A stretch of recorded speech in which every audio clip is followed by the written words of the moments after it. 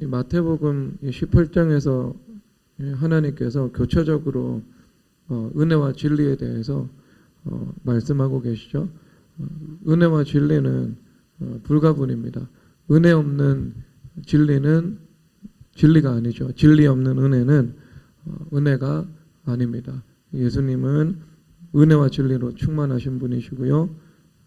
은혜와 진리는 서로 하나의 개념을 다른 측면에서 보여주고 있는 말씀이죠. 오늘 18장 마지막 부분에 보면 용서에 대해서 말씀을 하고 계십니다. 용서하라고, 다 용서하라고 말씀하고 있죠. 이것을 이 1만 달란트와 그리고 100 데나리온, 매우 큰 이 돈과 그리고 비교적 적은 돈, 이것을 대비시켜 나가면서 너희들이 이만큼 주님 앞에 무한한 용서를 받았기 때문에 너희들이 어떤 관계 속에서도 용서할 수 있어야 된다. 이것을 말씀하고 있죠. 근데 여기 용서 본문 직전에서 보면은요, 또 어떤 말씀이 있냐면은요, 치리에 대한 말씀이 있어요. 너희들이 교회 말을 듣지 않거든 세리와 죄인처럼 여기라고. 교회 공동체 안에 들어와 있을 때 그 사람이 이 거룩의 길을, 교회 지도를 받으면서 가야 되는데 거룩의 길을 가는 것이 아니고 지속적이고 반복적인 이 지독한 죄악의 길을 걸어가고 있는 거죠. 그럴 때 일단 한 사람이 권고하고 그래도 듣지 않으면 두세 사람에 가서 권고하고 그래도 듣지 않으면 교회를 통해서 권고하는데, 그 말을 듣지 않으면, 교회 권고를 듣지 않으면 이제 그 사람은 시리를 내서 출교를 시키라, 이렇게 말씀을 하고 있죠. 그러니까 이게 굉장히 이 상반되는 내용이잖아요. 진리를 따르지 않으면 출교시켜라. 그리고 너희들은 모든 것에 대해서 용서하는 그 은혜의 삶을 살아가라, 말씀하고 있는 겁니다. 그러니까 하나님께서 성도들이 이 말씀을 통해서 좌로나 우로나 치우치지 않도록 주님께서 이 말씀을 통해서 우리를 지도해 주시는 거죠. 용서라는 것이 있으면 이 말씀 하나밖에 존재하지 않으면 사람들이 교회 와서 마음대로 행동하고 또 그래서 용서를 해달라고 이렇게 이야기를 하지 않겠습니까? 그리고 치리라는 말씀만 존재하고 용서가 존재하지 않으면 자칫 우리가 인간들이 율법주의가 해결되지 않은 상황 속에서는 정죄하고 그런 수단으로만 이 말씀이 또 활용될 수 있잖아요.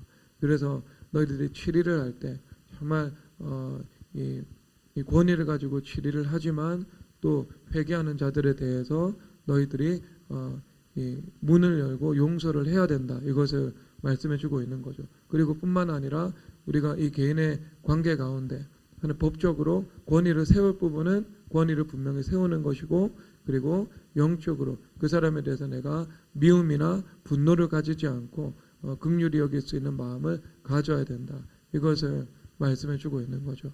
그러면 여러분 이 말씀이 얼마나 수평적인 이 구도를 우리에게 가르쳐 주고 있어요. 우리가 세상의 관계성 속에서도 마찬가지거든요. 우리가 세상에서 많은 사람들 만나고 살아가잖아요. 그러면 그 세상 속에서 만나는 사람들 중에 그냥 이 구간이 한 80% 구간에 소속되어 있는 사람들이 대부분이죠. 그래서 10% 뭐 이거는 정말 이 예수님을 믿는 우리의 관점에서 볼 때도 참 이 중심이 선하고 정직하고 바르고 그런 사람들이 있습니다. 이런 사람들은 예수님을 믿으면 그냥 수직 믿음으로 성장을 하기 마련입니다. 왜냐하면 그 성품 자체가 정말 이 좋은 이 교육을 받고 자라나고 타고난 DNA가 좋기 때문에 이 좋은 거죠. 이런 사람들은 뭐 예수님을 믿고 또 정말 주님 앞에 주님께 붙어 살기만 한다면 목사가 되기도 하고 사모가 되기도 하고 교회에서 이 중직자로서 또 쓰임을 받기도 하고 그런 사람들이 분명히 있습니다. 이런 10%가 있다면 또 이 80% 이 사람들은요 그냥 지극히 그냥 이 상식적인 범주 안에서 속해 있는 사람이죠. 이런 사람들까지는요 우리가 얼마든지 정말 이 정직하고 진실됨으로 선으로 대해도 됩니다. 그러면 사람들은 이 기본적인 이 선한 양심을 가지고 있기 때문에요. 그런 선이나 사랑에 대해서 그도 굴복을 하게 됩니다. 그러니까 내가 모든 사람 앞에 겸손하면 모든 사람들이 내 앞에서 겸손하게 되는 것처럼 내가 사랑과 선으로 반응을 하면 그 사람은 그 복음은 없다 할지라도 예수님을 계시지 않는다 할지라도 인간으로서의 양심을 가지고 있기 때문에요. 이 선을 악으로 갚는 일들은 그들 스스로가 절제를 합니다. 물론 그 동기는 내가 사람 앞에서 그렇게 배를 끼치는 것들을 싫어하고 또 이것이 나의 이 명예와 평판에 도움이 되지 않기 때문에 그 동기가 세속적인 동기라 할지라도 이 사람들과의 관계에서 악을 선택하는 것들이 그 사람 안에서 절제되어 있는 모습을 봅니다. 물론 이 깊은 곳에서 돌아다니는 것은 악이 있죠. 예수님이 없기 때문에 인간은 스스로 정의로울 수가 없거든요. 누구나 예수님 없이 스스로 정의로워지려고 하면 정의로워질수록 그 사람은 불의의 사람이 되고 불법의 사람이 됩니다. 그것은 주님께서 만들어 놓으신 법이죠. 주님께서 만들어 놓으신 이 인간의 구조가 그렇습니다. 예수님 율법으로 말미암아 이 죄의 종욕이 우리 가운데 역사한다고 이렇게 율법으로 말미암는 종욕 이렇게 말씀을 하고 있거든요. 그 사람의 율법주의가 강화가 되면 강화가 될수록 그 사람 안에 있는 죄도 함께 강화가 되고 이 강화가 되어서 나타납니다. 그래서 세상에서는 그런 넌센스 같은 일들이 많이 있잖아요. 예를 들어 가장 음란에 대해서 정죄하고 비방하는 사람들이 똑같은 음란으로 무너지는 경우들은 세상에서 우리가 허다하게 볼 수 있거든요. 그것이 율법주의가 우리 삶 속에서 창조해내는 잉태해내는 그 죄악의 요소입니다. 그 로마서 7장에서 율법으로 말미암는 죄 종력이라는 그 분명한 말씀을 전해주고 있습니다. 그래서 자기 의가 강화가 되면 그 강화된 자기 의라는 요소는 그리스도의 은혜가 미치지 못하는 영역이죠. 일반 은혜도 미치지 못하는 영역이죠. 그러니까 세상 사람도 교만하면은요 일반 은혜도 받을 수가 없어요. 하나님께서는 선한 자와 악한 자, 의로운 자, 불의한 자의 밭에 공의 비를 내려주신다 말씀하고 있습니다. 일반 은혜죠. 일반 은혜. 예수님 믿는 사람들이 국가의 경제를 위해서 기도를 드리면 믿지 않는 사람도 그 경제의 순환과 번성 가운데서 먹고 살 수 있게 되는 거잖아요. 이게 일반 은혜라고 하거든요. 그런데 그 일반 은혜도 미치지 못하는 것들이요, 그 교만, 자기의 이런 영역들인 거죠. 주님의 은혜가 없으니까 어떻게 해요? 그 사람은 그 자기의라는 그 영역은요 철저히 악이 헤게모니를 붙잡고 지배하는 영역이 됩니다. 당연히 그것은 오판으로 이어지죠. 여러분, 그래서 소돔과 고모라의 기사에 보면 그게 나오거든요. 소돔과 고모라가 경고를 예수님 앞에 먼저 받아요. 주님께서는 그냥 경고 없이 근거 없이 그 땅을 심판하시고 그렇게 행하시지 않습니다. 주님께서는요 언제나 어떤 심판을 행하실 때 주님께서는요 경고를 하세요. 경고를. 그래서 교회를 통해서 하나님의 말씀이 선포되는 것, 이것이 주님께서 주시는 최고의 경고인 것이죠. 그러면 이것을 주님께서 통해서 주님이 일하시잖아요. 그러면 소돔과 고모라도요 먼저 그 예고편이 한번 지나갔습니다. 언제냐면은 메소포타미아 왕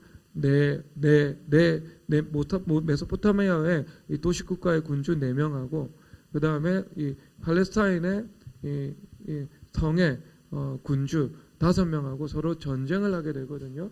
그런데 그 전쟁 가운데 메소포타미아 왕이 승리를 하게 되어 있습니다. 그런데 거기에 대해서 어떻게 성경에서 표현을 하고 있냐면요, 팔레스타인의 5개 도시국가의 왕들이 언약을 배신했다 이렇게 말씀을 하고 있거든요. 배신에 대한 말씀을 하고 있죠. 그런데 만약에 이것은 그때야 어떤 이 국가 대 관계에서는요, 그런 이합 집산이 계속해서 발생을 하잖아요. 오늘의 적이 내일의 친구가 되기도 하고, 그리고 이 헤게모니의 변동이 일어나서 약한 자가 강하게 되고 강한 자가 약한 자가 되는 것이 일어나는 일들입니다. 하나님의 역사적인 경륜 안에서요. 그런데 그때 그들이 뭘 선택을 했냐면 아직 힘이 되지 않고 아직 실력이 되지 않는데요. 그들의 이 언약적 이 주군이었던 메소포타미아 왕들에게 배신을 하게 되는 거예요.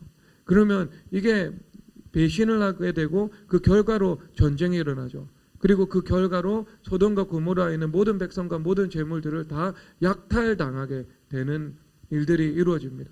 그러면 사실상 그때 소돔과 고모라의 왕은요, 이 빈털터리가 되는 거죠. 경제적으로도 몰락하고 그다음에 이 인구도 많이 노예로 팔려갔기 때문에요. 인적 자원도 감소가 되는 거죠. 그럼 군사력도 없고 경제력도 없고 거기에서 소돔과 고모라라는 도시를 재건해야 되는데 그 재건의 성공을 장담할 수도 없는 거죠. 큰 위기가 왔습니다. 그러면 그 큰 위기가 어디로부터 나타났냐? 어디로부터 나타났냐 하는 문제죠. 어디로부터 나타났어요? 오판한 거예요. 상황을 오판한 거예요. 왜 오판을 했어요? 싸울 실력이 안 되는데 싸운 거 아니에요. 그래서 누가복음 말씀에서 이야기를 하잖아요. 너희들이 망대를 지을 때 너희들이 이 망대를 준공할 때까지 너희들이 그 경제적으로 이것을 감당할 수 있는 능력이 되는지 먼저 헤아려 보라. 그래서 다 짓지 못하면 사람들이 너희들을 얼마나 비웃겠느냐 이렇게 말씀을 하고 있죠. 비용 계산이에요. 그 다음에 너희들이 10,000명이 있고 적군이 20,000명이 있는데 너희들이 10,000명으로 저 20,000명을 상대할 수 있는지 너희들이 계산해 보라고. 그래서 그것이 20,000명을 상대할 수 없다면 너희들은 가서 사절을 보내어서 급히 화친해야 된다고. 이것이 지혜 있는 일이지 않겠냐고. 이것은 제자도의 비용 계산이거든요. 예수님의 제자가 되는 길들은 쉬운 길이 아니라는 거죠. 예수님의 제자가 되는 길들은 쉽고 가벼운 길인데요. 예수님의 제자가 되는 길들은요, 그 비용을 계산해야 되는 일이다 이 말씀을 하고 있죠. 그래서 요한복음에서 이야기를 하잖아요. 너희들이 열매를 많이 맺으면 내가 영광을 받을 것이고 너희가 내 제자가 되리라고. 예수님께서 이미 제자가 되어서 예수님의 제자가 되어서 그 길을 걸어가고 있는 그 12명의 제자를 향해서 마지막 강론을 주님께서 펼치시거든요. 그런데 그 자리에서 주시는 말씀이에요. 너희들이 열매를 많이 맺으면 내가 영광을 받을 것이요 내가 너희는 내 참으로 내 제자가 되리라. 그러니까 내가 제자가 되는 길을 걸어가면서 제자가 되어가는 것을 말씀해 주고 있는 겁니다. 그런 거잖아요. 스승이 내가 교사 1년차가 되잖아요. 그러면 내가 처음 가르치면서 열정은 있지만 경험도 부족하고 지혜도 부족하고 여러 가지 상황에 대응하는 능력도 부족하죠. 그런데 아이들을 사랑하는 마음으로 4년 5년 아이들을 지도해 나가다 보면 내가 스승이 되어가는 거잖아요. 그렇죠? 되어가잖아요. 교생에서. 그것을 의미하고 있는 거죠. 내가 주님 앞에 이 주님의 그 예수님과 함께 그 길을 걸어가다 보면 좁은 길을 걸어가게 되거든요. 그 좁은 길을 걸어가다 보면은 마침내 그 좁은 길의 정점에 주님 우리가 발견하게 되는 거죠. 거기에서 영원한 생명을 발견하게 되는 거죠. 주님과 동행하는 그 삶, 그것을 발견하게 되는 거죠. 내가 성전됨. 그래서 성전되는 삶을 살아서 내가 물고기 잡는 자가 되어 살아가고 가는 모든 곳에 수직적이고 수평적인 곳에 생수의 강을 흘려보내는 그 삶이 이루어지는 것을 우리가 경험하게 되죠. 그때부터는요 멈출 수 없는 제자의 길을 걸어가게 되어 있습니다. 우리 간사님들을 보면 그렇잖아요. 시간만 나면 기도하러 오고 그런데 그 시간만 나면 기도하러 오고 그런데 그게 본인들이 누가 시켜서 하는 것도 아니고 제가 간사님들의 기도 생활을 눈꼽만큼도 통제하지 않습니다. 눈꼽만큼도 확인하지 않아요. 이미 기도 생활을 통제하고 확인하려고 하면 간사님이 될 수가 없는 거죠. 그런데도요 다른 누구보다도 더 기도하잖아요. 우리 교회 지난주 수요일 날이 휴일이었잖아요. 그때 이현주 자매하고 노상신 사매가 내가 밤을 지새우면서 해가 돋는 것을 보는 그 기도를 한다고 하면서요. 화요일 밤에 청계산 가서 새벽까지 이 두 자매가 주님께 함께 기도드렸다고 이야기를 하더라고요. 그리고 그 다음날 수요일 휴일인데요. 이현주 자매는 오살리 기도원에 또 갔다고 그러던가 그 이야기를 들었어요. 그런데 그게 누가 시켜서 한 일도 아니고 그리고 본인이 하기 힘들어서 하는 것도 아니고 그냥 그 자체가 너무 기쁨이고 감사하고 은혜고 본인의 자원하는 마음으로. 그 너무 쉽고 가볍고. 그러니까 요 정도까지 가면은요 진짜 제자가 된 거예요. 너희가 열매를 많이 맺으면 내가 영광을 받을 것이요 너희가 참으로 내 제자가 되리라. 그러니까 제자도의 길을 이제 좁은 길을 걸어가기 시작했다가 이제는 참으로 제자가 돼 버린 거예요. 여러분 거기는요 뭐가 있냐면은요 자유가 있어요. 거기서 우리가 경험하는 자유가 있어요. 그거는요 영적인 자유예요. 그러니까 죄로부터 자유거든요. 근데 죄로부터 자유한 것이 아니라 여러분들이 제자도의 길을 걸어가면 그게 있잖아요. 여러분 부담스러운 것들이 있을 수 있거든요. 내가 이렇게 교회됨을 이루면서 살아가야 되나, 제자도를 이루면서 살아가야 되나, 때로 교회를 통해서 지도하시고 간사님 통해 말씀을 주실 때 내가 그 일들에 대해서 내가 순종을 해야 되나, 뭐 이런 부담감들이 있을 수 있거든요. 사람은 특별히 남성들 같은 경우는 자기 주도성을 강하게 가지고 있거든요. 대부분 하나님 그렇게 만드셨고요. 이 주도성의 문제가 있기 때문에요. 이 선악과적인 근본 속성이죠. 그래서 내가 마음대로 하기를 원하는 경향성을 다분히 가지고 있는데 내가 교회 와서 누군가의 말을 들어야 되고 교회 지도를 받아야 된다는 것 자체가 자기를 부인하는 일이 될 수 있지요. 그런데 여러분 제가 정말 장담합니다. 좁은 길을 걸어가고요. 그래서 그 제자도의 길을 예수님과 함께 걸어가다 보면 내가 고비는 있어요. 그것을 넘어야 되는 그 고비는 있습니다. 그게 비용 계산이라고 하는 거죠. 비용 계산. 그런데 그 비용 계산을 하고 내가 그 길을 걸어가서 그 제자도의 정점에 내가 제자도의 궤도에 내가 딱 안착을 한다. 그러면은요 그때부터는요 참 한없는 자유가 이루어지게 돼요. 한없는 자유가 그 삶 속에서 있다니까요. 내가 정말 이 자유자의 삶을 살아가는 거예요. 그런데 그 안에 기쁨이 있고 감사가 있고 생수의 강이 있고 능력이 있고 지혜가 있고 내가 성전됨이 내 안에 온전히 이루어졌고 그런 일들이 벌어지는 거죠. 그 우리 현주자매한테 하나님께서 은혜를 베푸셨는데 그 공공기관에서 그 A를 받았다고 그러더라고요. 업무평가에서 최고 점수. 그 공공기관 전체에서 2명이 받는데 그것을 현주자매가 받았다고 말하잖아요. 그러니까 하나님께서 그것은 은혜도 주시고 지혜도 주시고 일을 잘할 수 있는 능력도 주님께서 주신 거죠. 그러니까 만물이 제자가 된 거예요. 만물이 제자가 되어서 나타난 일인 거죠. 참으로 제자가 되리라 이 말씀인 거죠. 그런데 이것이 우리가 이제 걸어갈 때는 뭘 해야 되냐면 그 비용 계산을 해야 된다는 말씀이잖아. 비용 계산 이 말씀인데 자 이것이 다시 이 구약 이 소돔과 고모라의 왕의 관점에서 돌아왔습니다. 그 비용 계산을 해야 되는데 그 비용 계산을 하지 않았던 거죠. 그러니까 전략적인 오판을 해버린 거예요. 그래서 그 결과 전쟁에서 지고 그 전쟁에서 진 것 자체가 하나님께서 허락하신 사랑의 경고였던 겁니다. 그러니까 그때라도 뭔가 내가 잘못했다라고 회개했으면 소돔과 고모라의 멸망은요 일어나지 않았습니다. 여러분 주님께서 성경에서 회개하는 자들에게 심판하신 적이 없어요. 회개하는 자를요 주님께서 멸망시키신 적이 없습니다. 회개하는 그 시점부터는요 주님께서 은혜를 베푸시기 시작해요. 왜? 하나님께 뒤돌아섰거든요. 그러니까 그때부터는 그 다음에 내가 극복해야 되는 시험도 있고 위기도 있지만 그 다음부터는요 예수님께서 그 삶 속에서 이 헤게모니를 붙잡았기 때문에요 예수님께서 주시는 그 선한 일들이 계속해서 우리 가운데 이제 이루어져 나가게 되는 거죠. 그러면 그 일들이 왜 발생을 했냐? 왜 발생을 했냐? 소돔과 고모라의 죄 때문인 거예요. 죄 때문에. 그러니까 죄악이 소돔과 고모라 이 왕들의 이 오판을 일으킨 거예요. 오판. 네. 판단에 이 실수가 일어난 겁니다. 그래서 전쟁에서 패하게 되었고 전쟁에 패한 것 자체가 주님으로부터는 경고가 되었고 그런데 그 경고에 반응하지 않아서 한번 제대로 이제 멸망당하는 그 역사가 나타났던 겁니다. 그러니까 죄라는 것은요 우리의 판단력, 분별력 이것을 마비시킨다. 이렇게 봐야 되는 거죠. 그래서 성경에서 보면 너희들이 뱀같이 지혜롭고 비둘기같이 순결하라 이렇게 말씀을 하고 있잖아요. 이 두 가지는요 성전됨의 말씀에 수렴되는 건데 두 가지는 하나가 되어서 나타납니다. 그래서 시편 19편에서 이렇게 말씀을 하고 있어요. 여호와 율법은 순결하니 눈을 밝게 하신다. 눈을 밝게 하신다는 것은요, 지혜와 총명을 주님께서 주신다는 것이죠. 그러면 지혜와 총명을 주실 때 어떤 일들이 벌어지냐면요, 잠언 20장 5절과 17절에서 이렇게 말씀을 하시는데요. 잠언 20장 5절에서 하시는 말씀은 뭐냐 하면, 사람의 마음에 있는 모략은 깊은 물과 같다라고 이 깊은 물과 같다 이렇게 말씀을 하고 있어요. 그러니까 이것은 깊은 물이니까 깊은 우물이죠. 그러니까 감추어져 있죠. 사람 속에 있는 그 모략은 깊은 곳에 감추어져 있다 이렇게 말씀을 하고 있어요.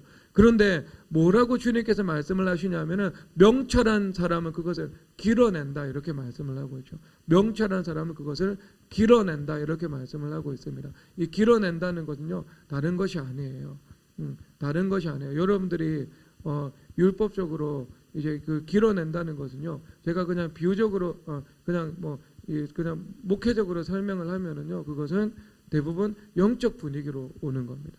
영적 분위기로 오는 거예요. 그러니까 대표적으로 제가 우리 스승 목사님하고 워싱턴에 갔을 때부터 율법주의 회개하라는 말씀을 하셨죠. 그러면 내가 왜 이 워싱턴에서 무엇이 내가 드러났길래, 내가 무엇을 잘못했길래 목사님께서 작심하시고 그 말씀을 하시는가 라는 것들을 생각하면서, 내가 뭘 잘못했지? 내가 말실수했나? 내가 잘못된 행동을 했나? 이렇게 생각을 하잖아요. 대부분 본능적으로 사람들은 그렇게 생각합니다. 여러분, 그렇게 생각을 하면은요, 스텝이 꼬여요. 그냥. 그것은 그 문제가 아니거든요. 그것은 영적 분위기의 문제인 거예요. 그러니까 영적 분위기를, 그것을 읽고 말한 거죠. 그러니까 내가 아무리 생각해도 무엇을 잘못했는지, 내가 무슨 말을 실수를 했는지 모르겠어요. 하지만 돌아와서 주님 앞에 회개를 드려보면 그것이 있다는 것이 발견되는 거죠. 발견되는 거죠. 그것은 여러분 영적인 분위기로 나타납니다. 영적인 분위기로. 왜냐하면 여러분, 이것이 그 반지의 제왕이라는 영화를 보잖아요. 그러면 그 두 번째 이야기가 뭐냐면, 두 번째 주제가 투 타워스입니다. 투 타워, 두 개의 탑이에요. 그러면 이 두 개의 탑이라는 게, 물론 제가 볼 때는 그 거짓 선지자 사르만의 아센가르드라는 탑과, 그 다음에 사탄을 상징하는 이 사우론의 모르도르라는 탑, 이 두 가지를 이제 이 악의 탑에 대해서 말하고 있는 것 같기도 하죠. 그런데 이것을 내가 그냥 유비로 말씀으로 끌고 오면은요, 또 우리에게 투 타워가 있을 수 있잖아요.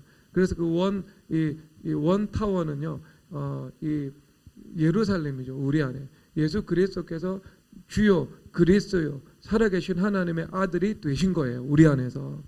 신앙 고백 차원에서. 그러니까 베드로가 예수님은 누구신가라는 질문 앞에서 대답했죠. 주는 그리스도시요 살아계신 하나님의 아들이다. 그러면 그 신앙 고백 자체가 그의 반석이 된 거죠. 신앙 고백 자체가 그의 신앙의 기둥이 된 거예요. 그런데 아직 뭐가 남아 있었어요? 그 안에 다른 타워가 남아 있었던 거예요. Another 타워가 남아 있었던 거죠. 그렇죠. 다른 타워가 남아 있었던 거예요. 그래서 예수님께 말씀을 하잖아요. 예수님께 내가 십자가에 죽고 부활할 것이다 말씀을 하니까 항변을 하거든요. 그럴 때 주님께서 뭐라고 말씀을 하셨냐면, 사탄아 물러가라 이렇게 말씀을 하셨어요. 그러면 이 말씀은 그 배후에 있는 그 사탄을 꾸짖은 거잖아요. 그러면 이 사도 베드로께서 그 당시에 사도 베드로의 생각이 두 가지를 통해서 영향을 받고 있었던 거죠. 하나님의 생각에 영향을 받기도 했고요, 사람의 생각에 영향을 받기도 한 거예요. 그러면 그 사람의 생각에 영향을 받고 있는 그 타워가 그 안에 있다는 것이죠. 있다는 거죠. 그래서 율법주의라는 타워가 될 수도 있고, 두려움이라는 타워가 될 수도 있고, 불안이라는 타워가 될 수도 있고, 거짓이라는 타워가 될 수도 있죠. 그런데 그 각종 죄악이 우리 가운데 탑을 구축하고 있는데요, 그 탑이 있는 한 어떻게 된다고요? 원수 마귀들이 그 탑을 통해서 우리에게 말하는 거예요. 그래서 두려움을 통해서 말하고, 불안을 통해서 말하고, 불신을 통해서 말하고, 거짓을 통해서 말하고, 율법주의를 통해서 말하는 것이지요. 그래서 그 우리 안에는요, two towers가 존재하는 것입니다. 그래서 그것이 내 안에 수많은 생각들이 오는데 그것 가운데 하나님의 생각도 있고 그 다음에 사람의 생각도 있는 거죠. 그 사람의 생각 가운데에는 사탄아 물러가라 라고 말씀을 하신 것처럼 이 다양한 그 생각들이 이 원수마귀로부터 오는 그 출처로부터 오는 그 생각들이 나에게 존재하는 거죠. 그러면 이것을 예수님께서 사탄아 물러가라, 영적으로 이야기를 한 거잖아요. 영적으로. 그러니까 이것은 표면적인 차원에 대한 말이 아닌 것입니다. 표면적 차원의 말이 아닌 거예요. 예를 들어서 제가 설명을 한번 해볼게요. 저희가 미래교회가 예를 방역수칙을 잘 준수를 하잖아요. 그러면 방역수칙에 대해서 믿음으로 방역수칙을 준수하고 그 다음에 국가가 정해놓은 이 규칙에 우리가 적법하게 행동을 해야 된다. 최대한. 이것은 선이잖아요. 그런데 방역수칙을 준수를 하는데 두려움에 기인해서 방역수칙을 준수하는 거죠. 그러면 표면적으로는요 똑같이 방역수칙을 준수하는 거예요. 그런데 이면의 세계로 들어가 봐요. 그러면 하나는요 주는 그리스도시요 살아계신 하나님의 아들이다. 하나님의 생각인데요. 하나는요 사탄아 물러가라. 사탄의 생각인 거예요. 그러니까 이 문제는 뭐냐면은요 그런 이 영적 분위기 전체의 문제인 거죠. 전체의 문제인 거죠. 그러니까 그게 이제 이 통찰력인 거예요. 통찰력. 그래서 성경에서 명철한 사람은 그 깊은 것을 길러내느니라 이렇게 말씀을 하고 있잖아요. 그러니까 여러분 이겁니다. 이거. 그러면 여러분 우리가 뱀 같은 지혜가 필요하잖아요. 그러면 이 뱀 같은 지혜를 가지고 무엇을 한다고요? 우리가 분별한다고요. 오판하지 않는다고요. 사탄의 생각과 하나님의 생각을 잘 구분해서 하나님의 생각을 받아들인다고요. 여러분 그 사탄의 생각은요 물론 정결해진 사람도요 옵니다. 그것은요 정결해진 사람도 원수마귀의 생각이 스치고 지나가요. 하지만 정결하기 때문에 무엇을 할 수 있냐면요 들어온 즉시 혹은 하루 안에 그것이 원수로부터 온 생각이라는 것들을 분별해내는 거예요. 왜? 깨끗하기 때문에. 생각이 깨끗하기 때문에요. 그런데 이제 내가 깨끗하지 않잖아. 아직까지 두려움도 있고 세상도 가득하고 음란도 있고 율법주의도 가득하고 그런 상황 속에서는요 이미 내 안에 사탄의 생각과 하나님의 생각이 서로 공존하고 있는 상태예요. 월세 내서 지금 들어와 있다니까요. 주인은 예수님이신데 그 놈들이 들어와 있다니까요. 내가 빨리 쫓아내지 않아가지고요. 그러면 내 안에 있는 생각들은 하나님께서 주신 생각, 그 다음에 두려움이 주는 생각, 율법주의가 주는 생각, 거짓이 주는 생각, 이것이 서로 하나가 되어서 있는 거예요. 얽히고 설켜 있는 거예요. 얽히고 설켜 있는 거. 그리고 그것이 어떤 합법과 불법이라는 그 적법한 것인가 적법하지 않은 것인가의 관점에서 볼 때는요 이미 그것은 분별이 되지 않아요. 분별이 되지 않아요. 그러니까 하나님의 법의 관점에 있어서도 아니면 세상 법의 관점에 있어서도 적법한 상황인 거예요. 왜? 방역수칙 지키는 것은 적법한 일이잖아요. 그렇죠? 그런데 그 적법한 일임에도 불구하고 근거가 다른 거예요. 그렇죠? 내가 구입하는 문제도 똑같은 거 아니에요. 집을 구입하는 것도 내가 기도를 드리다가 이제 너 집을 구입해라 해가지고 청약에 넣어라 이렇게 해가지고 청약을 넣어요. 그러면 이거 하나님으로부터 온 거예요. 그런데 내가 지금 집을 구하지 않으면 내가 평생에 서울에서 집을 가지지 못할 것 같은 거예요. 그래서 불안하고 초조하고 전전긍긍하다가 내가 딱 어디 가가지고 내가 청약을 넣는 거예요. 그런데 그거는 똑같이 청약을 넣는 건데 하나는 하나님의 생각이고 하나는 원수의 생각인 거예요. 적법한 일이잖아요. 이건 다. 그리고 심지어 타당하기도 하잖아요. 누가 그것을 타당하지 않다, 적법하지 않다 그렇게 말을 하겠어요. 집 없는 사람이 집 산다 그러는데. 근데 이 생각의 출처가 어디인가? 이것을 이제 생각해야 되는 거예요. 그러면 내 안에 죄가 있는 상황 속에서 아직 회개가 이제 50% 정도 지나고 있는 상황 속에서, 그러면 그때일수록 원수마귀가 주는 생각은요 더 많이 나타나거든요. 왜? 옛날에는 이게 하나님의 생각인지 사탄의 생각인지 분별하지도 않고 내 생각인 것처럼 다 하고 살아갔는데, 이제 내가 이게 은혜 안에 살아가고 회개하면서 하나님의 생각과 사탄의 생각을 분별하기 시작하는데, 분별은 되는데 내 안에 그대로 존재하는 거예요. 그러니까 얼마나 그런 생각들을 더 내가 잘 느끼게 되겠습니까? 그게 자체도 복인 거죠. 그러면 이런 상황 속에서는 어떻게 해야 되냐면요, 오래 기도를 해야 됩니다. 오래 기도를 드려야 돼요. 그리스도의 보혈을 선포하고 그리스도의 보혈 십자가 앞에 내 생각을 반복적으로 주님 앞에 내려놓으면서 주님 하나님의 생각만 선명해 주기를 원합니다. 이렇게 오래 기도드리고 충분히 기도드리잖아요. 그렇게 기도를 드리면 이제 그 중에서 예수님께서 인격이시기 때문에요, 우리 안에 있는 사람의 생각은 다 주님께서 정리해 주시고요, 하나님의 생각만 이렇게 내 안에 나타나게 되는 겁니다. 나타나게 되는 거예요. 그것은 오래 기도 드려야 되고 충분히 기도를 드려야 됩니다. 그리고 성경 말씀에서 자기를 부인하고 자기 십자가를 지고 나를 따르는 자들이 제자가 될 것이라고 말씀을 하는 것처럼, 내가 이것 중에 어떤 것이 하나님의 생각이고 내 생각인지 모르는 상황이기 때문에요, 내가 내 인격을, 내 의지를 활용해서 내 생각을 반복적으로 내려놓으면서 주님 앞에 하나님의 생각을 구하는 기도를 드리고 또 드려야 됩니다. 그러면 믿음과 평강과 확신과 함께요, 그 하나님의 생각이 들어와요. 들어오게 돼요. 그것만 남게 됩니다. 그리고 그것은 분별이 되기 시작합니다. 분별이 되기 시작하고요, 그 다음에 이 불순물들은요 주님께서 잠잠하게 만드시는 일들이 이루어지는 것이지요. 그렇게 이제 분별을 하게 되는 거예요. 분별. 그리고 궁극적으로는요 주님 앞에 회개를 드리고 그것이 사라져야 되겠죠. 사라져야 되겠죠. 그러면 이제 어떤 사람이 되냐면, 내가 비둘기 같은 순결 가운데 뱀 같은 지혜가 임하죠. 그 뱀 같은 지혜가 있을 때 이제 무엇을 하게 되냐 하면은 이제 분별을 하게 되는 거예요. 분별을 하게 되는 거예요. 10%, 80%, 10%, 그 10%의 악인까지요.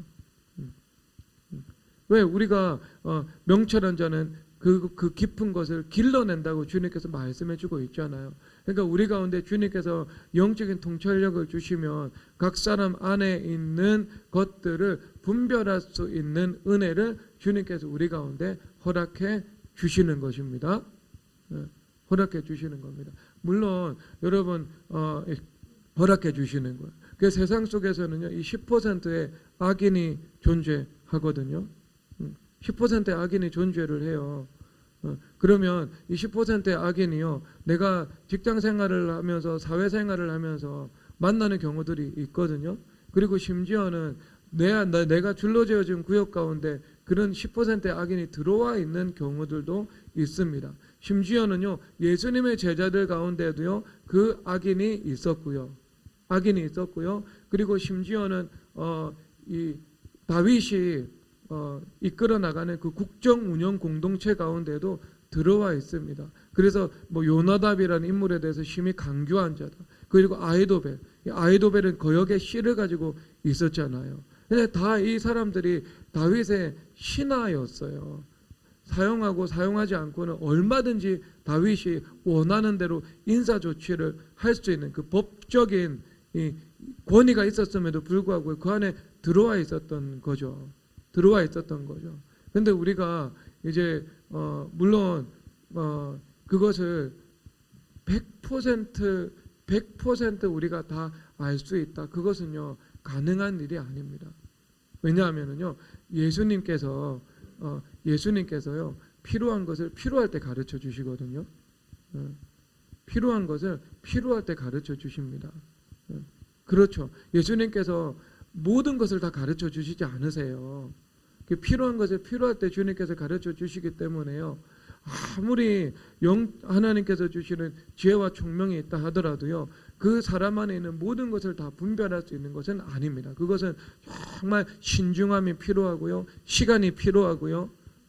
그리고 다양한 상황을 우리가 겪어봐야 그 상황 속에서 이것을 어떻게 풀어나가는지의 이 리트머스 시험지를 통과하면서 드러나게 되는 거예요.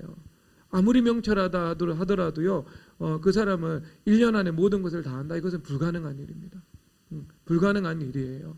그런데 이제 주님께서요, 그래도 하나님께서 그 영적인 통찰력을 허락해 주시면 하나님께서 우리 가운데 이제 영역과 부호를 허락해 주시기 위해서요, 사람들을 분별할 수 있게 하시는 거예요.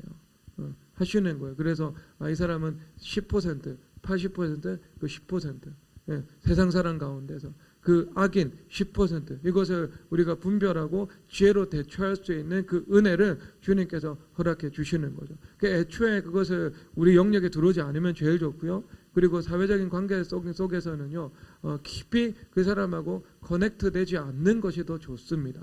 왜냐하면 성경에서는 악인하고 한 배를 타지 말라고 분명히 말씀을 하고 있거든요. 전대를 같이 차지 말라고요. 전대를. 왜냐하면 그들이 심판당할 때 내가 함께 그들과 함께 심판당할 수 있기 때문이거든요. 그래서 내가 예수님께서는 사람을 사랑하면서 살아가야 되지만 또한 그 사람에 대해서 이것이 거룩한 것을 줄 만한 사람인지 그렇지 못한 개 혹은 돼지와 같은 것인지 주님께서 분별하라고 성경에서 분명히 말씀을 하고 있다니까요. 분별해야 되는 거예요. 그래서 최대한 그것을 방어해야 됩니다. 그러면 하나님의 어떤 경륜 안에서 하나님의 큰 계획 안에서 나하고 관계를 맺고 있는 경우들이 있고 나의 영역 안에 들어온 경우들이 있잖아요. 그런 경우들이 왜 없겠어요? 그런 경우들이 있지요. 그러면 그런 경우들에 대해서 우리가 어떻게 해야 되는가? 그런 경우들이 있다면은요, 우리가 일단 주님 앞에 축복하면서 기도를 드려야 돼요. 그 사람들은 그 악에 대해서 축복하면 안 되고요. 악을 긍휼히 여겨서는 안 됩니다. 악은 분명히 분별해야 되고요. 악인도 분별할 수 있어야 돼요. 우리가. 하지만 우리가 어쨌든 너희 원수를 사랑하고 박해하는 자를 위해서 기도하라고 말씀을 하셨기 때문에 내가 이 영적으로 우위에 서고 악인에 대해서 그리고 헤게모니를 선점하기 위해서 예수님께서 헤게모니를 선점하시는 거예요. 그러기 위해서는 우리가 하나님 앞에 적어도 영혼을 축복해야 됩니다. 그의 악이나 그의 삶의 번성을 축복하면 안 되고 그는 악의 번성이기 때문에 영혼을 축복해야 돼요. 예수님의 은혜를 알게 해달라고. 그러면 실제 그 악인이요 은혜를 받게 됩니다. 은혜를 받아서 변화가 되는 경우가 있어요. 실질적으로. 그런데 그렇지 않은 경우들도 있지요. 그렇지 않는 경우가 있다 하더라도 축복 기도를 드린다는 것 자체가 우리가 그리스도의 마음에 합당하게 행하는 것이기 때문에요. 내 안에 무엇이 임하게 되냐 하면요. 내 안에 아주 기초적인 긍휼이 임하게 됩니다. 그 사람 가운데 대한 저렇게 하면 참 안 되는데 참 저렇게 하면 본인의 삶에 해가 되는데 하는 인간에 대한 그냥 기본적인 긍휼이 임하게 돼요. 그 긍휼이 임하는 것 자체가 예수님께서 내 주인이 되셨다는 거예요. 이 상황에 대해서 예수님께서 헤게모니를 붙잡으셨다는 게 되는 거예요. 그러니까 내가 우위에 영적으로 만물 위에 선 교회로서 우위에 서게 되고 그 우위를 선점하게 되는 거예요. 그러면 이제 그때부터는요, 그 관계는 내 안에 계신 예수님께서 컨트롤하기 시작합니다. 컨트롤하기 시작하는 거예요. 그러면 두 번째 주님께서 만약에 이 사람을 어떻게 하시냐면요, 그 사람과 나와의 관계는 좋아지게 되는 거예요. 악인임에도 불구하고요, 그 악인이 나에 대해서 그 악을 행사하는 것은 철저하게 주님께서 칸막이를 쳐주십니다. 칸막이를 쳐주세요. 그래서 그 악의 영향력이 나에게 오지 못하도록 주님께서 지켜주시는 거예요. 여러분, 그러니까 이게 이 긍휼의 놀라운 힘이에요. 여기서 이 마태복음 18장에서 내가 너를 불쌍히 여긴 것 같이 너도 내 동료를 불쌍히 여김이 마땅하지 아니하냐고 이렇게 말씀을 하고 있잖아요. 불쌍히 여기라는 말씀이거든요. 불쌍히 여기라는 말씀. 우리가 1만 달란트 주님 앞에 단감받은 자로서 나한테 피해를 끼쳐봤자 1만 달란트 수준의 피해는 안 되고 이거는 수십조 원의 가치가 있는 이 일이거든요. 그러니까 아무리 피해를 끼쳐도 그 정도 나에게 피해를 끼치기는 쉽지 않죠. 이 땅 가운데에서. 그리고 영혼의 가치가 있는 거기 때문에 무한대예요. 그냥 무한대. 비유적으로 표현한 거 지금 무한대입니다. 영생과 천국의 문제이기 때문에. 그러면 주님께서 우리의 모든 죄를 용서해 주시고 지옥에서 천국으로 인도해 주셨다면 나도 그 사람을 용서할 수 있어야 되지 않느냐, 이 말씀을 하고 있는 거죠. 그러면 그 용서의 용서가 뭐냐면, 여기서 뭐냐면 마음으로부터 그를 용서하라. 즉 마음 가운데 그 사람을 긍휼히 여기는 마음을 가지고 있어야 되는 거예요. 그게 여러분 우위고 선점을 확보하는 일입니다. 세상 사람 악인과의 관계 가운데에서. 그러면 그 악에 대해서 주님께서요 영역과 부호연을 허락해 주십니다. 칸막이를 쳐주셔서 나에게 그 악한 영향력을 끼치지 못하도록 하십니다. 두 번째예요. 그리고 세 번째 주님께서 뭘 하시냐면요, 세 번째는요 그 사람이 정말 악인이면은요, 악이 악인을 죽인다고 성경에서 말씀하고 계시거든요. 스스로 자멸하는 선택을 하게 되어 있습니다. 자멸. 이게 어디서 나타나냐 하면은요, 히스기야와 아수르의 전쟁에서 나타나잖아요. 히스기야 왕이 종교개혁을 실천하거든요. 그러면 그때 아하스 왕이 친아수르 정책을 펼쳤습니다. 그래서 우상도 우상 숭배하고 예루살렘 성전 앞에 우상의 신전 세우고, 그 다음에 노골적으로 친아수르 정책 펼치고, 그러면 그 사람 사는 사회 속에서 친아수르 정책에 동의하는 많은 신하들이 포진했겠죠. 그러면 그것이 수십 년의 세력을 통해서 세력화됩니다. 세력화돼요. 그런데 히스기야가 딱 등장해서 종교개혁하고, 그 다음에 우상의 신전 다 무너뜨리고 여호와만 섬긴다고 말씀을 하고, 그 다음에 아수르 정책, 친아수르 정책을 폐하죠. 하나님의 뜻에 입각해가지고요. 그러면 즉각적으로 이 아수르 왕에게 그 정보는 들어갈 수밖에 없습니다. 들어갈 수밖에 없어요. 그래서 내부적으로 반대하는 세력도 있고, 그리고 외부의 적대적인 큰 세력 아수르 왕이죠. 그러면 자, 예수님께서 히스기야의 종교개혁을 통해 가지고 그 안에서 주인이 되셨잖아요. 그러면 그 안에서 주인이 되신 거예요. 회개를 받으시고 주인이 되셨다면 이제 어떻게 해야 돼요? 이 히스기야의 가장 최대 내적으로 위협 세력이면서 외부적으로 이 가장 위험 세력이었던 이 시한폭탄을 제거해야 되잖아요. 그래서 이 시한폭탄을 제거해야 되니까 어떻게 해요? 히스기야가 군사력을 키워가지고요 아수르까지 원정 나가는 것은 하나님의 뜻이 아니에요. 왜냐하면 그것은 가나안의 영역 밖을 벗어나는 것이거든요. 하나님께서 주신 그 줄로 채워준 구역 밖에 있는 일이잖아요. 그러니까 법적으로 그런 방식으로 주님께서 은혜를 베푸실 수가 없어요. 그러니까 다윗의 통치 영역, 그러니까 모압, 에돔, 블레셋, 그러니까 이 애굽에서부터 그 유프라테스 강 하구까지, 그까지가 하나님께서 허락해 주신 법적 영역인 겁니다. 이 법적 영역을 벗어나는 것은 적법하지 않은 거예요. 주님 적법하지 않은 것에 주님께서 어떻게 은혜를 베푸시겠어요? 그렇죠. 하나님께서는 하나님의 율법과 은혜가 하나가 되시는 분인데 그렇게 하시지 않거든요. 그렇잖아요. 그러니까 예수님께서 십자가에서 죽으신 거잖아요. 죽으신 거잖아요. 그래서 하나님은 이 하나님의 율법, 하나님의 그 율법의 근거에서 하나님께서 통치를 하고 계시는 겁니다. 말씀의 근거에서 통치하시는 거예요. 그러니까 말씀에 위배되어서 주님께서 그것을 명령하시지 않는 거죠. 그러니까 주님께서 우리 가운데 너 죄 지으라 이렇게 명령하시지 않아요. 죄를 짓는 것은요, 내가 죄를 짓는 거예요. 원수마귀의 충동 안에서. 근데 그것도 하나님의 경륜에 있을 때가 있는 거죠. 그런데 자, 여기서 그러니까 아수르를 해결하려면 어떻게 해야 돼요? 아수르를 예루살렘으로 불러들여야 되는 거예요. 주님께서. 그래서 불러들여서 히스기야의 히스기야의 성전 기도를 받으셨잖아요. 성전에 가서 그 이사야 선지자와 히스기야 두 사람이 하나가 되어서 주님 앞에 기도 드리는 거예요. 왕으로서, 선지자로서, 선지자의 대표 왕으로서 주님 앞에 기도를 드리는 거예요. 그저 성전에서. 그럴 때 주님께서 받으시고 천사를 보내셔서 하루아침에 18만 5천 대군을 멸망시켰습니다. 그래서 하루아침에 이제 히스기야는 이 주변에 어떤 세력도 감히 넘보지 못할 만큼 이 강대한 이 세력으로 발돋움을 하게 된 것입니다. 그러니까 이것은 아수르가 자멸하는 선택을 한 거예요. 그러니까 스스로 기도를 드리면 스스로 자멸하는 선택을 하게 되는 거죠. 그리고 네 번째 그리고 네 번째는요, 만약에 이제 이것은요 철저하게 적법해야 되는 건데요. 여러분들이 기도를 드리면은요, 그 악인의 악이 드러납니다. 악인의 악이 드러나면은요, 그때 합법적으로 하나님께서 주신 권위로 그것을 내보내야 되는 거죠. 내보내야 되는 거죠. 그렇잖아요. 여러분들이 회사를 경영하는데 회사에 어떤 회계 담당자가 자금을 횡령하고 있다는 것들이 드러났어요. 그러면 내가 그것을 내버려 둬서는 안 되잖아요. 긍휼히 여기는 마음이 있고 그리고 용서를 해야 돼요. 하지만 합법적인 하나님께서 주신 권위로 그것을 활용해서 그 사람은 그 직에서 그 직을 감당하지 못하도록 내보내야 되는 거잖아요. 이것은 합법적인 권위 행사입니다. 그러니까 적법하죠. 그 다음에 타당하죠.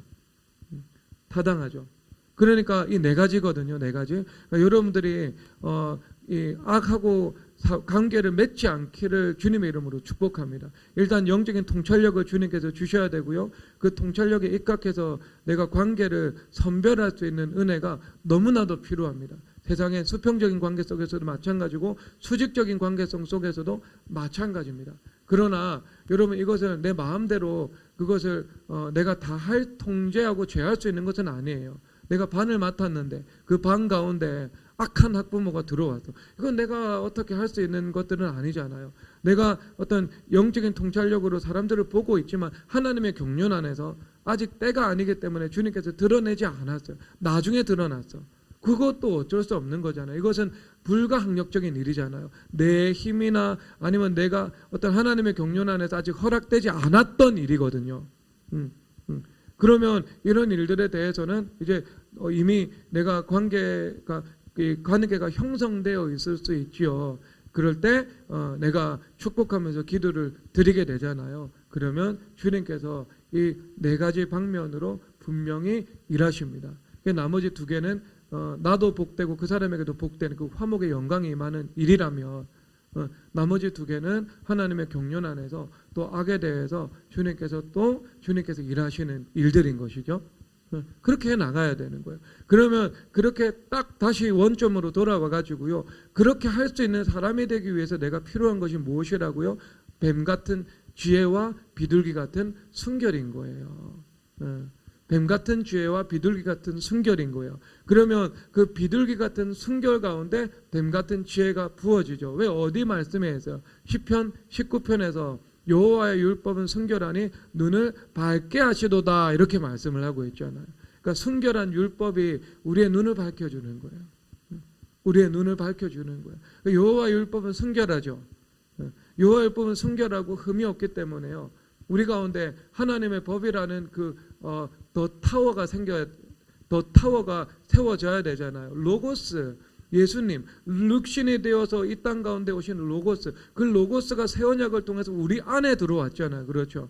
그래서 성령 하나님께서 오셔서 우리의 마음과 생각에 하나님의 법을 기록해 주시거든요. 그래서 나는 말씀과 성령으로 충만한 사람이 되어야 하는 거잖아요. 말씀과 성령으로. 그래서 내 안에 있는 유일한 탑은 성령 하나님께서 통치하시는 말씀의 탑입니다. 이것이 더 타워가 되어야 되는 거예요. 그리고 나머지 이 다른 어너더 타워 있잖아요. 다른 타워.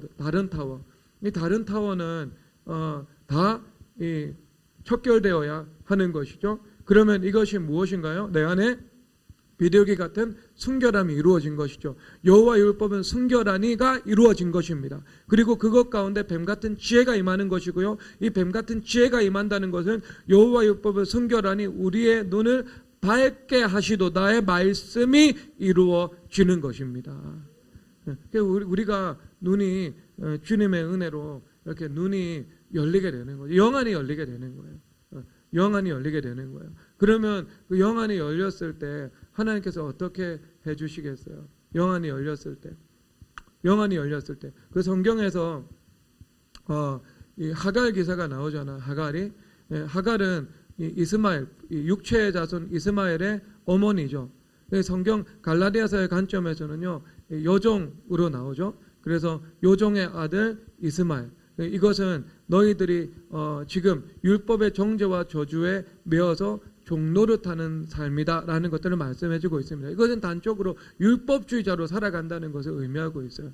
너희들이 율법주의자로 살아가고 내 내 힘으로 살아가는 거죠. 사람과 씨름하면서 살아가는 거죠. 내 판단으로 살아가는 거죠. 내가 하나님의 말씀이 무엇이 좋고 좋지 않은지 결정하는 위치에 있는 것이 아니고 내가 그 말씀의 위치를 내가 대체해서 내가 무엇이 좋은지 무엇이 좋지 않은지 스스로 결정하면서 살아간다는 것들을 말씀해 주고 있는 거예요. 그러니까 그런 삶이 어떤 거라고요? 여종의 아들의 삶인 거죠. 그 여종의 아들의 삶은 어떻게 된다고요? 유업을 얻지 못한다고. 유업을. 하나님 나라의 기업을 내가 얻지 못한다고. 상급도 없고 그 다음에 하나님께서 주시는 유업도 없고 뭐 그런 것들을 의미하고 있습니다. 그래서 하갈과 이스마엘이 아브라함의 집을 떠날 때는요, 물 한 가죽 부대만 들고 떠났습니다. 왜냐하면 양이나 소떼나 종인 같은 유산을 물려줄 수가 없었어요. 아브라함이 어떤 유산도 물려주지 않아요. 물 한 가죽 부대 주고 광야로 떠나 보냅니다. 그것은 아브라함의 자손으로 주님 앞에 받을 영적 물적 유산이 없다는 것이죠. 평생의 율법주의자가 되어서 자기 힘으로 무언가 쟁취하고 얻는 삶을 살아가야 한다는 것을 말씀해 주고 있는 거예요. 그러니까 그 측면에서 이야기를 해주고 있어요. 그런데 이 말씀은요, 또 이제 굉장히 또 여기 가면은요, 또 하나님의 사랑이 또 한 번 더 들어가면 그 안에 하나님의 사랑이 나와 있어요. 자, 지금 약속의 자녀와 육체의 자녀잖아요. 그러면 우리는 아브라함의 약속의 자녀가 됐잖아요, 지금. 그렇죠. 지금 이삭과 같은 우리가 아브라함의 약속의 자녀가 됐어요. 이삭처럼. 이삭과 같은 자녀. 우리가 이방인이었는데, 그런데 정작 유대인이었던 지금 아브라함의 이 약속의 자녀였던 그 유대인들. 그 유대인들은요, 지금 어때요? 예수 그리스도를 믿는 약속의 자녀가 아니고 단지 아브라함의 육체의 자녀가 되었죠. 그러니까 그 유대인과 이방인의 입장에 지금 스위치가 됐잖아요. 하나님의 구속 경륜 안에서. 그렇죠. 그러면 자, 여기서 이스마엘은 뭐냐면요, 이스마엘은 이방인이에요. 그렇죠. 육체의 자손입니다. 그런데 이 이방인이고 그 다음에 육체의 자손이었는데 예수 그리스도를 믿음으로 말미암아 다시 이삭과 같은 약속의 자녀가 됐죠. 지금 우리는 이방인으로서 그 약속의 자녀가 됐고요. 그리고 지금 지금 중동에 있는 사람들은 급격한 부흥이 일어나고 있거든요. 그러니까 이스마엘의 후손들이 지금 엄청나게 주님 앞에 돌아오고 있습니다. 여기서 다 말할 수는 없지만, 그런데 그 이스마엘의 후손들, 그 육체의 자손들이 지금 예수 그리스도를 믿음으로 영적인 약속의 자녀가 된 거예요, 주님 앞에. 그러면 자, 이것이 어떤 것을 의미하고 있을까요? 이 시대의 관점에서 육체의 자손이었던 이스마엘이 예수 그리스도를 믿고 구원받아 약속의 자녀가 된 것처럼, 지금 육체의 자손이지만 예수 그리스도를 믿지 않고 있는 그 유대인들이 장차 그리스도를 믿고 구원받아 그들도 진정한 약속의 자녀가 될 것을 말씀해 주고 있는 거예요. 또 다른 한편으로 그리고 또 여기서 이제 하나님의 그 경륜 안에서요, 다시 그 2000년 전 다시 아브라함의 시대로 돌아가고 있습니다. 그 아브라함의 시대 이삭이 약속의 자녀였어요.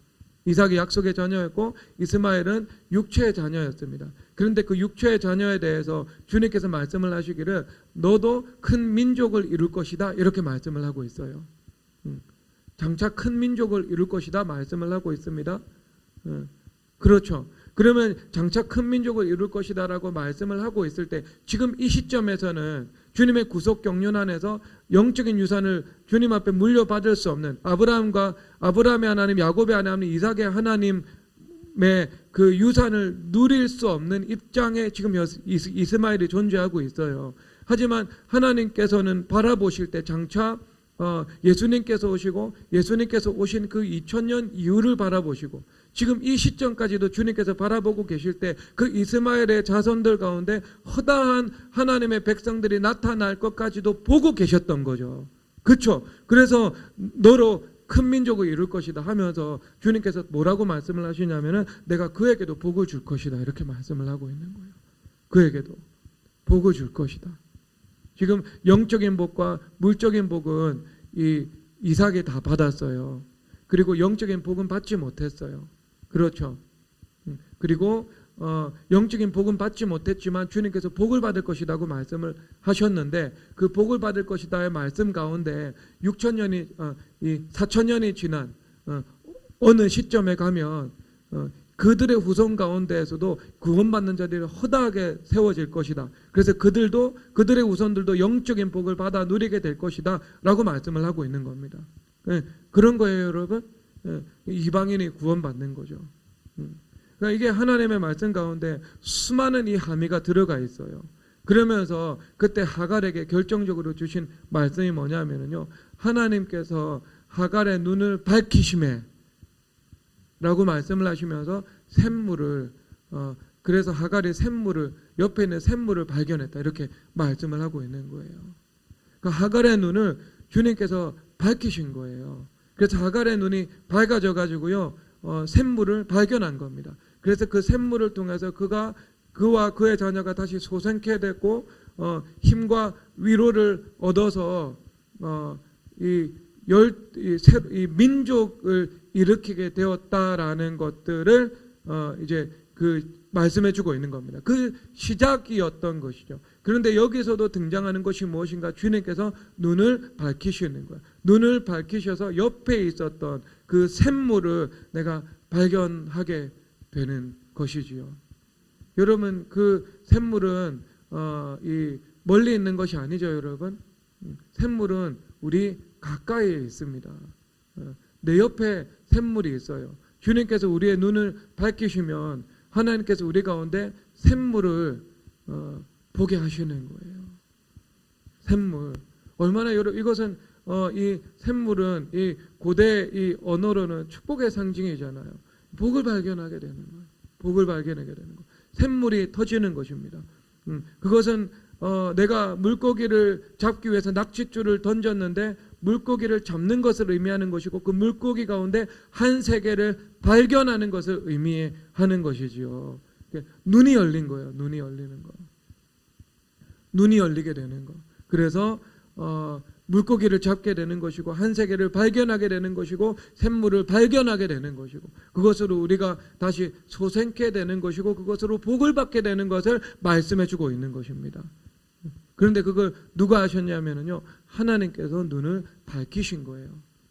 이스마엘이 큰 민족을 이루고 이 민족도 그리고 장차 그 민족들 중에서 허다한 백성이 구원받아 하나님의 백성으로 약속의 자녀로 접붙임 받으실 것을 주님께서 내다보시고 주님께서 그때부터 하나님께서 그 자손들에게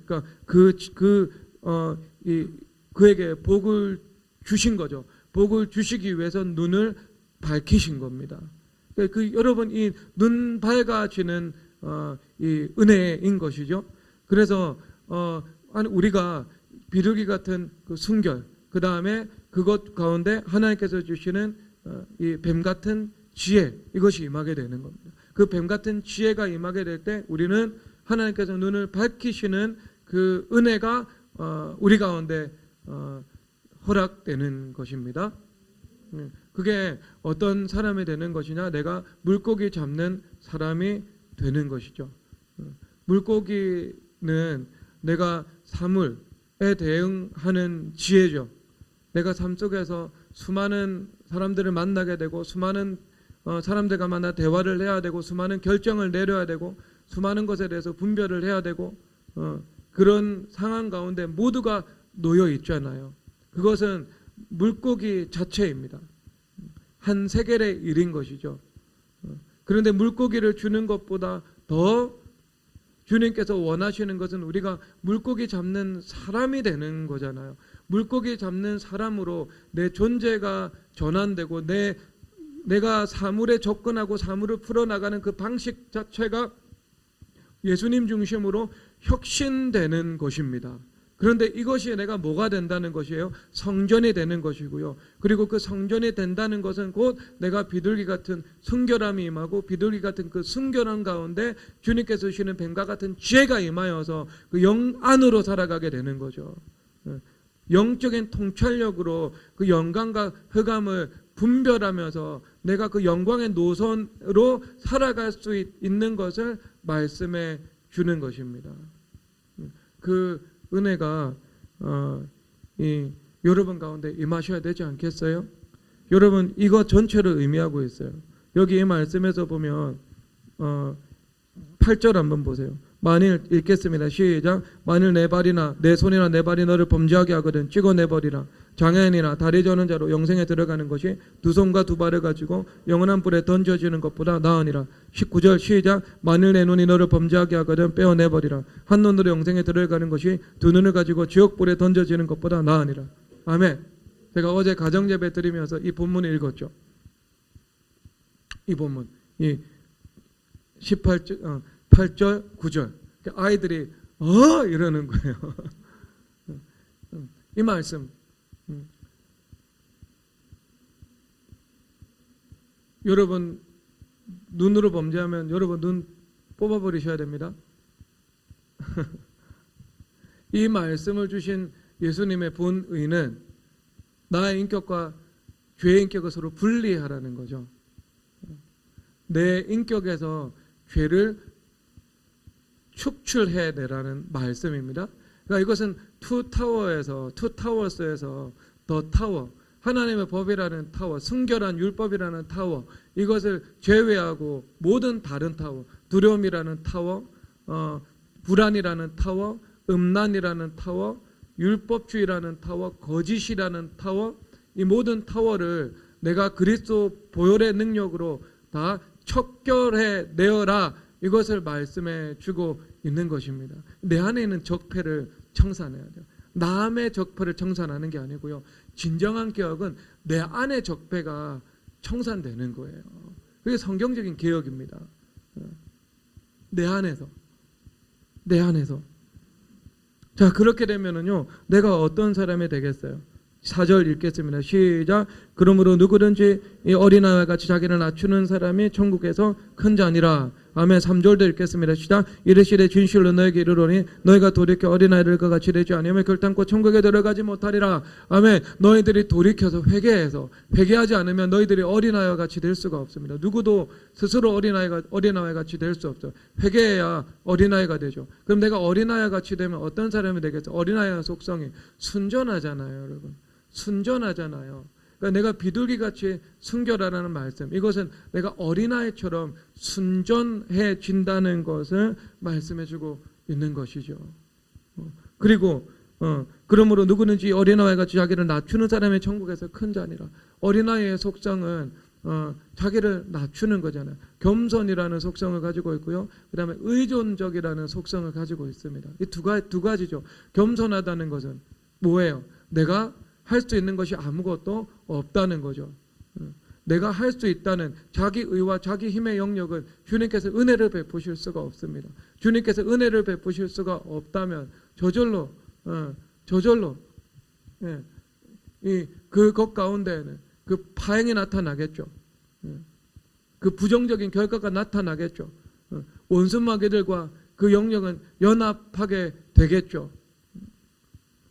복되지 못합니다. 천국이 이루어질 수가 없어요. 그래서 늘 내가 그것을 통해서 고통당하고 스트레스 받으면서 살아갈 수가 밖에 없습니다. 그 영역은 결단코 안식의 영역이 아닙니다. 그것이 성공하든 실패하든 둘 다 안식의 영역은 될 수가 결단코 없습니다. 그러면 어린아이는 겸손한 사람이에요. 겸손한 사람은 내 힘으로 할 수 없다는 것이죠. 그럼 내 힘으로 할 수가 없어요. 그렇기 때문에 어떻게 하겠어요? 의존적이 되는 거죠. 그럼 의존적이 된다는 것은 어떻게 했습니까? 어떤 존재겠어요? 아빠 아버지라 부르짖느니라. 우리가 아빠 아버지요, 하나님 아버지께 부르짖으며 기도드리는 삶을 살아가겠죠. 그래서 너희 전심으로 나를 찾는 자에게 능력을 행하기 위해 온 땅을 두루 감찰한다고 말씀을 하시고, 너희들은 저를 의지하면 저가 이루신다고 말씀을 하고 있죠. 우리가 주님을 의지할 때 주님께서 우리 가운데 능력을 베풀어 주시는 것입니다. 주님께서 이루어 주시는 것입니다. 어린아이의 속성은 주님 앞에 겸손한 거, 그리고 주님을 철저히 의지한다는 그 속성을 가지고 있는 거죠. 그게 순전함과 겸손에서 나온 의존성, 이것이 어린아이의 속성인 것입니다. 그러면 여러분 어떤 일들이 이루어지게 되겠어요? 자, 여기서 자기를 낮추는 사람이 천국에서 큰 자다 이렇게 말씀을 하고 있잖아요. 큰 자다. 하나님의 나라에서는 큰 자가 되는 거예요. 이 하나님의 나라는 우리가 죽어서 가는 하나님의 나라를 의미하기도 하지만 이 땅 가운데서 이루어지는 하나님의 통치의 영역, 이것이 하나님의 나라잖아요. 그래서 야곱이 가나안 땅으로 들어가는데 이 가나안 땅으로 들어가는 것은 하나님의 나라로 이제 들어가는 거잖아요. 하나님의 나라로 들어가기 위해서 야복강의 전투를 수행했는데, 야복강에 하나님과 씨름하는 영적 전투를 했는데, 야복강에서 하나님과 씨름하는 영적 전투를 통해서 무엇이 이루어졌어요? 그 안에 철저한 겸손, 철저한 하나님을 의지함, 이것이 이루어졌잖아요. 그래서 겸손이 하나님을 의지할 수밖에 없는 그 절박한 그리고 답답한 그리고 눈물 나는 그 상황 속에서 간절히 주님과 씨름하고 또 씨름했던 것 아닙니까? 그래서 그 씨름하는 것 자체, 그것이 주님을 향한 그 어린아이와 같은, 하나님께서 도와주시지 않고 복 주시지 않고 함께해 주시지 않고 해결해 주시지 않으면 나는 아무것도 할 수 없습니다라고 고백하는 거예요. 그 자리에서. 그러니까 철저한 이것이 이게 겸손과 의존이 이루어진 거예요. 그 안에서 겸손과 의존, 그리고 사랑과 씨름하는 그 간교함의 삶에서 이제 하나님과 씨름하는 어린아이와 같은 순전함의 삶으로 이 존재적인 혁신과 그 방법론의 혁신이 그 자리에서 야복강 전투에서 이루어졌던 거예요. 그래서 좌는 부서지게 되었고, 그 예수님께서 주시는 이스라엘이라는 그 새로운 자로 가나안에 입성을 하게 된 거예요. 그래서 하나님의 나라를 어떻게 들어갔어요? 겸손함으로 가나안이라는 하나님의 나라를 들어간 거예요. 하나님의 나라를 그 땅 가운데서 이루는 것입니다. 그것을 말씀해주고 있는 거예요. 말씀해주고 있는 거.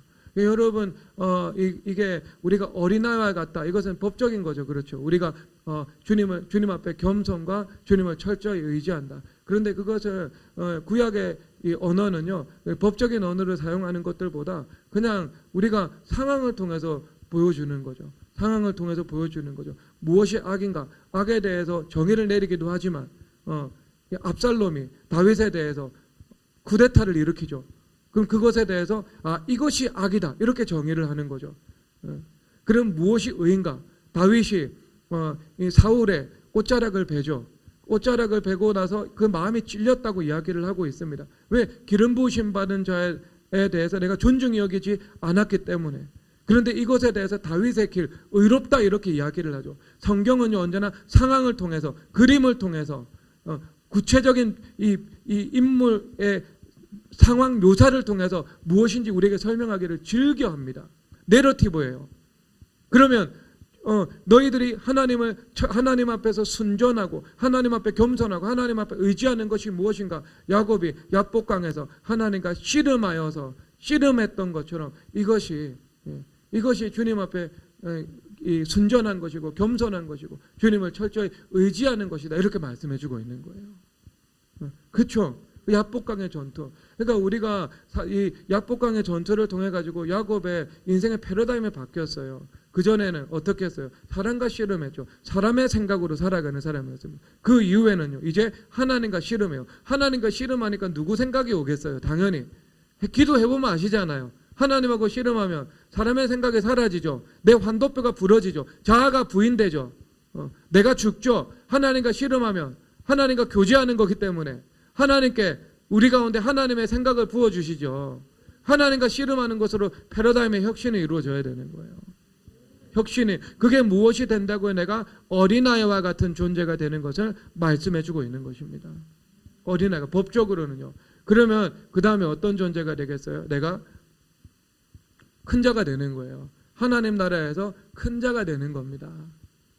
하나님 나라. 그러니까 우리가 이 땅 가운데서 하나님 나라를 이루어 나가는데 내가 겸손하면 하나님 나라에서 내가 큰 자가 되는 거예요. 하나님 나라에서 큰 자라는 것이 무엇이겠습니까? 여러분들이 이 대학교 총장이 되는 거, 이것이 하나님 나라에서 큰 자가 되는 것이겠습니까? 그렇지 않죠. 하나님 나라가 큰 자가 되는 것. 하나님께서는 언제나 영적인 속성을 가지고 크다 작다 이렇게 주님께서 표현해 나가시잖아요. 나이가 많은데 나이가 많아서 장로 직분을 받았는데 그런데 영적으로 정말 무지해요. 그럼 주님께서 뭐라 그래요? 너희는 어린아이다 이렇게 말씀을 하시잖아요. 부정적인 측면에서. 그렇죠. 그렇잖아요. 그런데 뭐 여러분들 중에 20대를 교회와 함께 시간을 보내면서 정말 철저하게 회개하고 성결함을 이루어서 장성한 분량에 이르렀습니다. 김진영 자매처럼. 그러면 김진영 자매는 나이는 애기인데 뭐예요? 나이는 애기지만 하지만 영적으로는 장성했다 혹은 거의 장성함에 근접했다 이렇게 평가를 내리잖아요. 자기 간사 1순위니까. 1순위니까. 그러면 이거는 여러분 장성한 거예요. 그러니까 예수님께서 크다 작다라고 말씀을 하실 때 이것은 영적인 속성을 말씀해 주고 있는 거죠. 무엇이 큰 거예요? 믿음이 큰 사람인 거예요. 믿음이 큰 사람인 거예요. 믿음이 많은 거예요. 그 어린아이 야복강의 전투를 통과해서 야곱의 믿음이 성장했죠. 우리가 어린아이처럼 늘 주님을 순전한 마음으로 의지하는 삶을 살아가면 믿음이 당연히 성장하겠죠. 그리고 우리가 내 안에 순결한 여호와 율법이라는 유일한 탑이 세워지고 그러면 내가 그것이 나의 삶의 의식구조를 지배하고 그 다음에 나의 사고체계를 지배하고 그것이 나의 믿음이 된다면 당연히 어떻게 하겠어요? 말씀과 믿음이니까요. 그렇죠. 말씀이 쌓여 나한테 믿음이 오잖아요. 성경에서 말씀을 들음으로 믿음이 온다고 말을 하시잖아요. 말씀이 차곡차곡 내 안에 쌓여가지고 쌓은 선에서 선이 나오는 것처럼 쌓은 말씀에서 믿음이 나오는 거예요. 그렇죠? 그러면 내 안에 더 타워 하나 말씀의 탑만 존재해요. 하나님의 법. 그러면 그 사람이 어떤 사람이 되겠어요? 믿음이 되는 거예요. 믿음의 사람이 되는 거예요. 그러면 순결한 비둘기 같은 순결함과 뱀 같은 지혜가 있는 성전의 사람은 그 안에 순결한 여호와 율법에 세워진 사람이고 그 순결한 여호와 율법에 세워진 사람은 주님께서 주시는 지혜와 영적인 통찰력으로 살아가는 사람이고 그리고 이 사람은 하나님 앞에 하나님의 생각을 받으면서 내가 하나님의 생각을 받고 그것을 분별하고 그 뜻에 따라서 살아갈 수 있는 사람이죠. 그렇죠. 그리고 그 사람은 내가 어린아이와 같이 주님 앞에 겸손하고 순전하고 의지하는 의존적인 그런 사람이지만 그 사람에 대해서 주님께서 뭐라고 말씀을 하시는가? 하나님 나라에서 큰 자다라고 말씀을 하고 있는 거예요. 그래서 하나님 나라에서 큰 자다. 그것은 큰 믿음을 가지고 살아가는 사람이라는 것을 말씀하시는 겁니다. 큰 믿음이 나오는 거죠. 여기서 큰 믿음. 주님께서 말씀을 하시잖아요. 너희 안에 겨자씨만한 믿음이 있고 이 산을 여기서 저기로 옮겨지라 하면 옮겨질 것이다. 주님께서 말씀하고 있잖아요. 산을 옮기는 믿음의 사람인 거예요. 그래서 주님 앞에 어린아이와 같은 사람, 그것은 하나님 나라에서 큰 사람인데 큰 믿음을 가지고 살아가는 사람입니다. 그래서 큰 믿음을 가지고 있기 때문에 어떻게 해요? 예수님 안에 있는 모든 것을 우리가 누리면서 살아갈 수 있죠. 예수님께서 무리로 오라 하시면 내가 무리를 걸어갈 수 있는 겁니다. 하나님의 말씀을 듣고 무리로 걸어가는 것이죠. 그리고 원수 마귀의 생각, 두려움의 생각을 듣고 물에 빠지는 것이 아니라 물에 빠지지 않고 무리를 지속적으로 걸어갈 수 있게 되는 사람이 되는 것이고요. 그리고 예수님 안에서 말씀에 의지하여서 낚싯줄을 던졌더니 물고기를 잡았고 물고기 안에 한 세겔에 있는 그 한 세겔의 은혜를 경험할 수 있게 되는 것이고 여기서 저기로 옮겨지라 하면 옮겨지는 그 불가능했던 것들이 가능해지는 그 일들을 내가 누리면서 살아갈 수 있게 되는 것입니다. 그래서 그 주님 앞에 그 겸손과 야복강의 전투처럼 주님을 향한 철저한 그 의지 하나님과 씨름하는 것 그것을 통해서 하나님께서 우리에게 남기시는 선한 것은 무엇이라고요? 큰 믿음인 거예요. 그래서 그 믿음으로 하나님 나라에서 큰 자가 되는 것입니다. 그래서 예수님께서 하신 일들을 하고 예수님께서 하신 일보다 더 큰 일들을 감당하시는 미래교회 성도님 되시기를 주 예수 그리스도의 이름으로 축복합니다. 이 시간 예수님이 말씀하시니 찬양하겠습니다.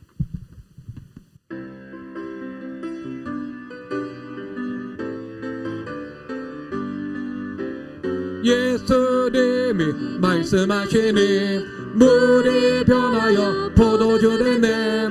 예수님이 말씀하시니 물이 변하여 포도주 되네. 예수님 나에게도 말씀하셔서 새롭게 변화시켜 주소서. 힘차게 예수님이 말씀하시니 바디메오가 눈을 떴다네. 예수님이 말씀하시니 바디메오가 눈을 떴다네. 예수님 나에게도 말씀하셔서 새롭게 변화시켜 주소서. 예수님이 말씀하시니 죽은 나사로가 살아났다네. 예수님이 말씀하시니 죽은 나사로가 살아났다네. 예수님 나에게도 말씀하셔서 새롭게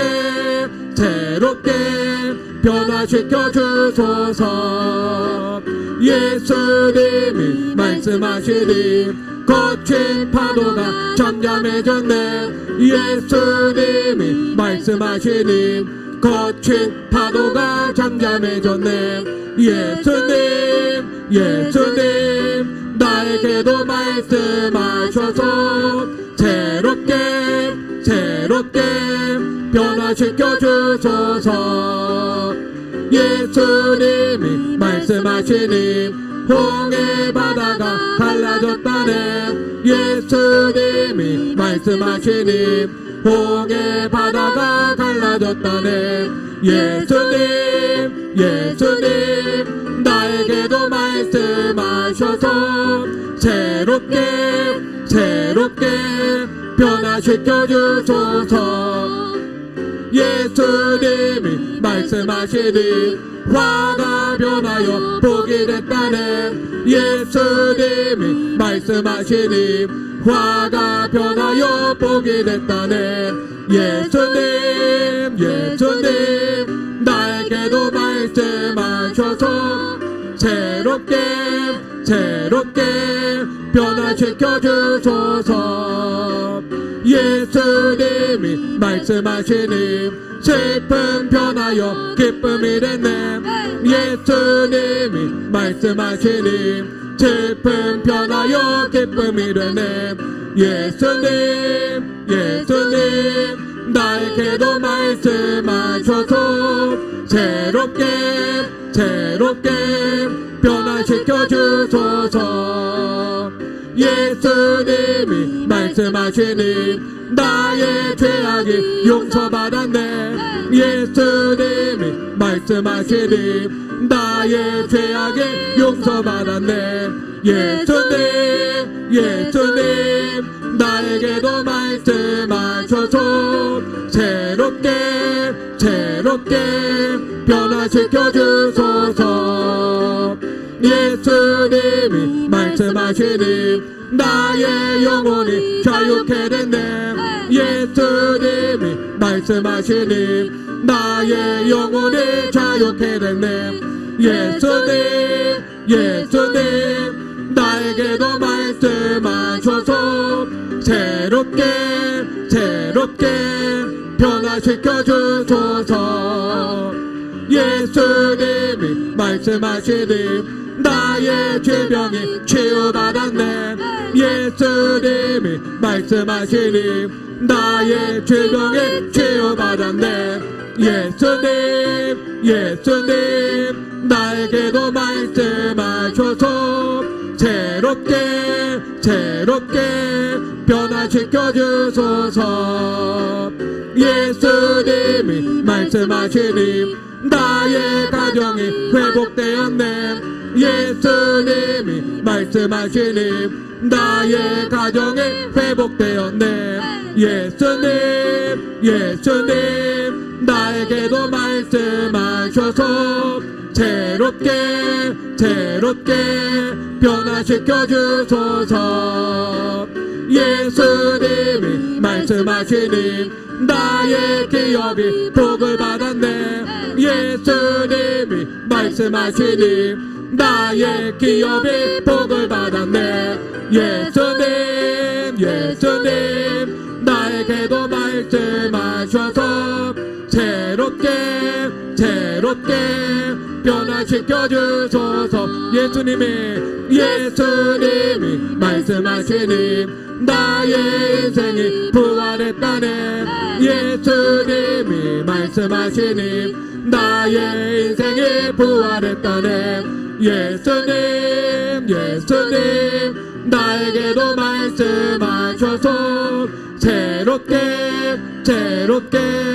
변화시켜 주소서. 이 시간 주여 삼창하고 주님 앞에 간절히 내가 어린아이와 같은 자가 되기를 원합니다.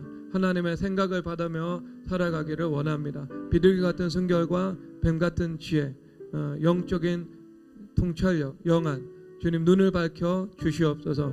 이 시간 주여 삼창하고 기도드리겠습니다. 주여 주여 주여